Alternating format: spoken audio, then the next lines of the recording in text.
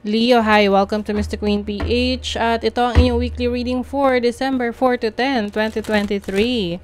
This is a general reading, just take what resonates. Watch your Sun, Moon, Rising, and Venus for other messages. And thank you sa lahat ng sumusuporta dito sa ating channel. Just a reminder, gamitin nyo lamang ang reading na ito bilang gabay. And pa-follow, like na rin ang ating Facebook at TikTok. Lahat po yan Mr. Queen PH. And please check out my Shopee shop. Available ng mga protection and prosperity bracelets, zodiac sign bracelets, and many more. Link on the description. Ayan. So, let's see, Leo. Ano ang parating sa inyo ngayong week na ito for Leo? Leo. Queen Conks, complexity. Puzzled, mystified. So, maaring yung iba sa inyo may ma-experience kayong confusion about a situation. Confusion pwedeng sa trabaho nyo, sa connection nyo with someone, or feelings nyo with someone. And then, this is your ascendant, which is about yourself. So, this week also, magbibigay ka rin ng attention para sa sarili mo. Okay? You're going to maaring may mga changes kang gagawin sa physical appearance mo or the way you express yourself. Yes, may innovation talaga rito. You have the Aquarius energy. Experimental. O yung iba sa inyo, meron kayong experiment na gagawin sa sarili ninyo. This can be how you look, how you present yourself to everyone. Mas ka ngayon. Kumbaga, you don't give a fudge. Parang wala kang pakialam sa sasabihin ng ibang tao para sa'yo. You will just focus on your individuality, your self-expression, your talents, 'di ba? So, let's see, ano pa? For Leo, what's up? You have the 8 of Pentacles, 9 of Swords.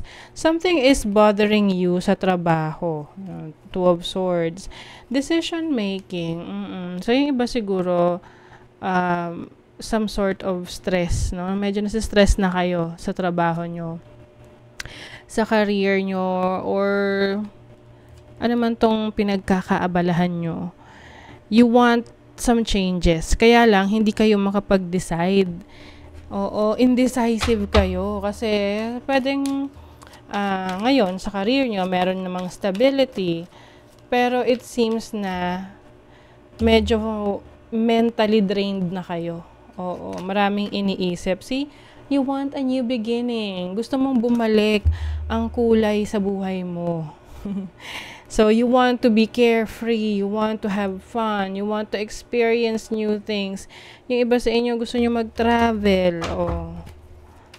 So, if you are in this situation right now na parang you don't know what to do, you feel stuck sa trabaho mo, sa career mo, or in life, no? In your life, in general.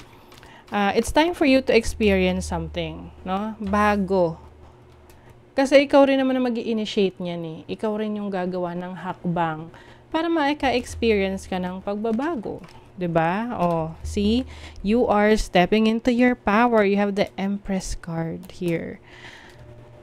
Ang main focus nyo rin ngayong week na to is about yourself. Especially sa inyong health, sa inyong wellness, sa inyong body, sa inyong sarili nyo to eh, no? Oo.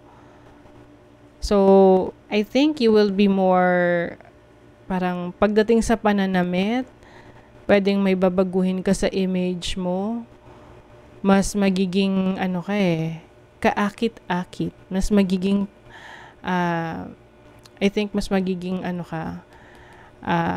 kapansin-pansin. Yan. Marami makakapansin sa'yo. Parang, you are glowing. Yes. So, a lot of, people will see you. You will shine. So, tingnan pa natin kung ano pa. Ito yung mas magbibigay ka ng time sa sarili mo na, lalabas, magpapamassage, manicure, pedicure, things like that. It's about beautifying yourself. Yes. Beautification. Opportunity. Wow, merong opportunity sa inyo ngayong week na to or windfall. So parang biglang swerte, no? Or pwedeng meron kang biglang matatanggap na biyaya. Unexpected. Great passion. So some of you, maaring meron kayong ipupursue na passionate na project or something na very much dedicated ka. Pwede rin namang dahil makakuha ka ng maraming admirers. Pwedeng merong magbibigay sa'yo ng flowers or magpapakita ng interest sa'yo romantically. Wow, ang ganda naman, Leo. There's a period of prosperity and abundance. Yes. O lalo na kung kayo ay mahilig sa baking. O yung iba, pwedeng magta-try kayo ng baking, anything related sa food. Advice from a friend. So you will get an advice from a friend na very close sa'yo, na meron siyang sasabihin sa'yo kung ano yung dapat mong gawin sa situation mo, lalo na sa trabaho or something na gumugulo sa isip mo. Kasi yung iba sa inyo nga indecisive, hindi kayo makapag-decide. So you might be consulting with a friend to help you with your decision. Ano pa, Leo? You have the 12th house. Oh, you have moon in Aries in the 12th house. 12th house is about your mental health. This is also something hidden sa'yo. So with the moon here, yung iba sa inyo very emotional or parang you feel na there is something that you need to do pero hindi mo magawa-gawa with the Aries energy here. Parang there's some sort of limitation around you. So ngayon, ito yung babaguhin mo.